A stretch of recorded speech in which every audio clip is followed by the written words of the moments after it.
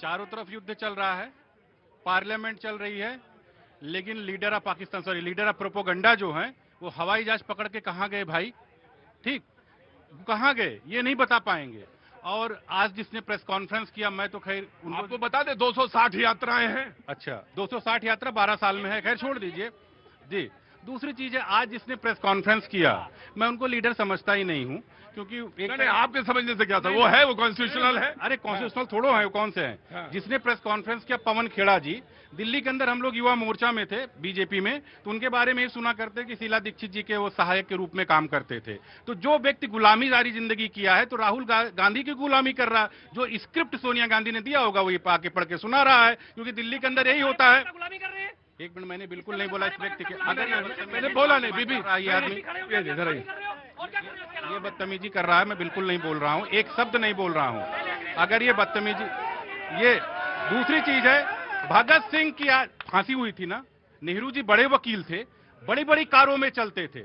अरे भगत सिंह के लिए मुकदमा लड़ लिए होते साहब, नहीं किए थे, क्योंकि गुलामी किसकी कर रहे थे? बड़ी बड़ी गाड़ियां कैसे चल रही थी? भगत सिंह का केस नहीं लड़े, सुखदेव का केस नहीं लड़े, राजगुरु का केस नहीं लड़े। इनके परिवार में गुलामी बसी हुई है, इनके खून में गुलामी बसी हुई है। कोई इटली का गुलाम होता, कोई किसी गुलाम होता। दूसरी चीज आती है, पैनिक कैसे फैलाया जाता है? आप बताइए, कहीं इंडियन ऑयल ने, भारत पेट्रोलियम ने या ऑयल मिनिस्ट्री ने, किसी ने पोस्ट कहीं किया कि 14 किलो सिलेंडर 10 किलो में होगा? ओएनजीसी का जो आंकड़ा है, यहां सब लोग खड़े पढ़े लिखे लोग हैं ना, सबके पास गूगल है, ओएनजीसी का बैलेंस शीट निकाल लीजिए। अगर घाटे का ओएनजीसी होगा तो मैं डिबेट छोड़ के चला जाऊंगा। ये लोग फेक नैरेटिव, पैनिक इसी तरह स्थिति फैलाते हैं कि देश के अंदर जब आज की युद्ध की स्थिति में भी भारत ऐसी आज स्थिति में, कांग्रेस के टाइम में तो हमेशा ऐसी स्थिति में रहता था कि आप 6 सिलेंडर नहीं, मुझे एक बात का सवाल का जवाब जरूर पूछना है। एक सवाल का जवाब एक मिनट,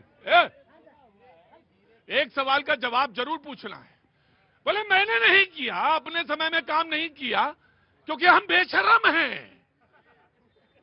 आपने क्यों नहीं किया?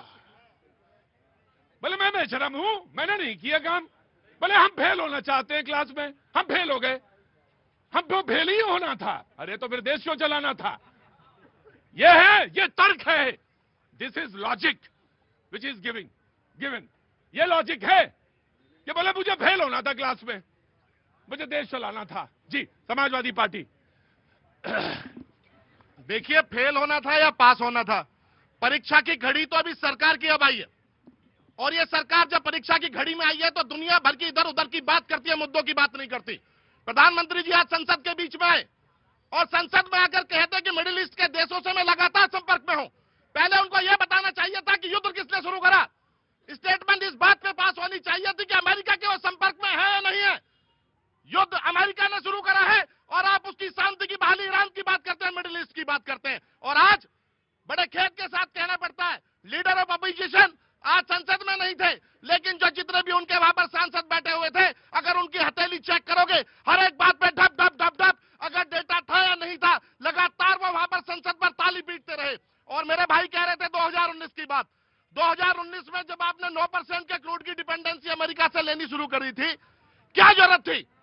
जब हमारा, हाँ जी, अमेरिका से, आपको पता ही नहीं है, इसका मतलब आप ब्लाइंड हो, ब्लैंक हो गया, पता नहीं है कि 9% क्रूड की डिपेंडेंसी 2019 में ईरान से शिफ्ट करके अमेरिका पे चली गई। प्रश्न यह पूछना था, ईरान से जब लगाया गया, जब लगाया तो शिफ्ट हुआ, हाँ। नहीं लगाया नहीं, 2019 से शिफ्ट कर लिया। क्यों करा? एक बात बताइए, जब ट्रांसपोर्टेशन जो 7 दिन का ईरान से आता है और 60 दिन का अमेरिका से आता है, ट्रांसपोर्टेशन आपको फ्री मिलता है, इंश्योरेंस आपको फ्री मिलता था, 12% क्रूड में जो इंटरनेशनल मार्केट से डिस्काउंट मिलता था। ये बताओ ये यारी क्या है ट्रंप की मोदी के साथ? और आज भी अगर समझौते की बात करेंगे, बात की बात करेंगे, और कह रहे थे कि हमने 3.5 लाख लोगों को मिडिल ईस्ट से निकाल लिया और 1 करोड़ लोग फंसे हुए हैं। इस बात का डेटा दें कि 96 लाख लोग वहां किस स्थिति में है। बच्चे जो यहाँ पर स्कूल में है, या 7 लाख जो स्टूडेंट वहां से अपना एमबीबीएस का या मेडिकल की पढ़ाई छोड़ रहे हैं, उनकी व्यवस्था कोरोना की तरह या यूक्रेन युद्ध की तरह होगी, या उसका कोई समाधान स्थिति यहाँ पर भारत में देने वाला है? राइट। फैक्चुअल सारी बातेट गलत की, जैसे खोता रट के आ जाओ, कुछ भी बोलना है, बोलने के लिए दिमाग तो चाहिए नहीं, कुछ भी बोल जाओ, आए बाएं साएं, अंट संट कुछ भी बोल जाओ। क्या बोला? एक मिनट, मैंने कुछ नहीं बोला यहाँ पे। जुमला मत बोलो, डेटा बताओ। नहीं नहीं, क्या गलत डेटा ही बोला? देखो, ये बताओ क्या बदतमीजी गलत कर- बोला? अभी अगर बीच में नहीं बदतमीजी अगर करना है तो बताइए, बदतमीजी करें। अरे बदतमीज, नहीं, दूरी बना के रखिए। अरे प्रश्न, अरे प्रश्न, नहीं, दूरी बना के नहीं, रखिए। प्रश्न में बदतमीजी का क्या He will, मतलब? he will, I will ask him. अरे एक गिलास नहीं नहीं आपका थोड़ी नहीं, है। दूरी बनाइए, आप दूरी बनाइए। आपसे दूरी बना के क्या आप हम दोयम दर्जा के नागरिक आपसे दूरी बना के रखते हैं? अगर ये आदमी बदतमीजी करने के लिए नहीं, आप बताइए। आप फैक्चुअल चाहिए तो जाके कहीं और लो। हाँ जी, ऐसे जब एक्सपोज होते हैं ये लोग, कांग्रेस के लोग और विपक्ष के लोग, तो यही लोग इनको दिक्कत होती है, क्योंकि आते हैं। अभी ओएनजीसी का बोला ना, मैंने कहा सर्च कर लीजिए सब लोग, क्योंकि मैंने गूगल पे सर्च को बैलेंस शीट देखो ना। बताओ मैंने क्या गलत बोला? क्या इधर उधर की बात मत करो। आप मैंने क्या गलत बोला बताओ? चौहान जी जरा सा सुनिए, इन्होंने कहा युद्ध शुरू किसने किया। मैं एक अब आप बीच में नहीं बोलेंगे। हाँ। मैं एक भारतीय पूछता हूं कि हमारे घर में गैस सिलेंडर लाने में अवरोध कौन पैदा कर रहा है।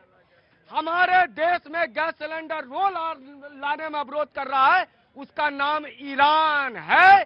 उसने हमारे रास्ते को रोक के रखा हुआ है। आप ईरान के साथ खड़े होना चाहते हैं क्या? ये जिस दिन से युद्ध खड़ा हुआ है उस दिन से कह रहे भारत ईरान के साथ युद्ध लड़े।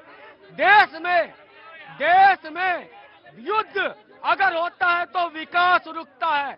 अब सुनिए, युद्ध में अगर कोई देश जाता है तो उसका विकास रुकता है। ये विकास रोधी लोग, विकास रोकने वाले लोग चाहते हैं कि भारत का विकास रुक जाए। ईरान के चक्कर में भारत का विकास रोक दे, ये चाहते हैं। दूसरी बात, एक पॉलिटिकल कमेंट्री इन्होंने कहा महामानव। आज मैं जवाब देता हूं कांग्रेस पार्टी को, महामानव। मुझे लगता है महामानव सबसे बड़ा वो होता है जो खुद को मारकर खुद को फिर से जन्म कर दे। भारत जोड़ो यात्रा में राहुल गांधी जी ने कहा कि आप जिस राहुल गांधी को ढूंढ रहे हैं उसको तो मैंने मार दिया, ये नया राहुल गांधी खड़ा किया है। ये महामानव तो राहुल गांधी है साहब। इसीलिए जब भी देश में कोई समस्या आती है, देश का विपक्ष का नेता पीएम इन वेटिंग इनके शब्दों में वो देश से बाहर चला जाता है। जब भी देश में समस्या आई है, चाहे वो किसान का मामला था, चाहे कोरोना का मामला था, राहुल गांधी दिखे नहीं। आज जब समस्या आई तो बाहर चले गए। अब रुक जाइए साहब, आपको भी पता नहीं होगा या क्या आप आ रहे हैं उनकी वकीली करने, आपको भी पता नहीं होगा। एक मिनट और, वेरी क्विक ये बार बार कांग्रेस पार्टी कह रही है कि आज क्यों बताया। क्या हरदीपुरी साहब ने स्टेटमेंट नहीं दिया, आपने बोलने नहीं दिया क्योंकि अब्बा फैलाना था? क्या जयशंकर ने नहीं कहा था? क्या रोज 3 बजे प्रत्येक दिन सरकार के ज्वाइंट सेक्रेटरी लेवल के अधिकारी पीसी करके बता रहे हैं कि देश में क्या हालात है? ये सुनते नहीं तो किनको अफवाह फैलाना है। राइट जी लेट हिम। इन्होंने बात करी कि वो एलओपी जो है गायब है। इससे पहले बता दीजिए, अभी तक संसद सत्र जो चल रहा है, पहले दिन नमूदार हुए हमारे, जिनके बारे में कहा जा रहा है महामानव। जो समाजवादी पार्टी ने भी यही सवाल आपसे पूछा है। आज पहली बार पहुंचे हैं वो संसद में। और कब? जब हमारे बब्बर शेर राहुल गांधी आज बाहर थे, उन्हें पता था सामना करने के लिए कोई नहीं होगा। आए 25 मिनट बोले और चल दिए, 25 मिनट बोले और चल दिए कि सामने कोई अपोजिशन में है ही नहीं। एक तरफा एजेंडा चलाओ और चलते बनो। अब दूसरी बात, आपने इनका परिचय मुझे दिया राजनीतिक। रुको सर, नो। जब आप you have to sit here, आप बैठेंगे। एक मिनट रुकिए सर। जब आप डिबेट को बब्बर शेर, सर्कस का शेर, जंगल का शेर बताएंगे तो हमको डिबेट में कहां कब काटना है मुझे मालूम है। अब कब? चुपचाप, एक मिनट चुपचाप प्लीज। देश में ये कह रहे हैं कि देश में समस्या है तो समस्या बब्बर सिर जाकर के विदेश में सोल्व करेगा क्या? कि भारत की जनता के बीच में रह करके सोल्व करनी चाहिए। ये बब्बर शेर बता रहे हैं अपने आप को। तो अगर भारत में समस्या है तो आप भी भारत में रह करके जनता की समस्याओं को सुनेंगे या विदेश में जाकर के जनता की समस्याओं को सुनेंगे? इसे कहा जाता है गैर जिम्मेदार ना विपक्ष। जब संसद की सीढ़ियों पे बैठ के अब राहुल गांधी जी इस मसले को उठा रहे थे, तब संसद की सीढ़ियों पे बैठ के राहुल गांधी संसद की अंदर बोलने नहीं दिया गया था, अंदर बोलने नहीं दिया गया था। एक मिनट चुप, चिल्लाओ मत। समोसा और चाय पी रहे थे संसद के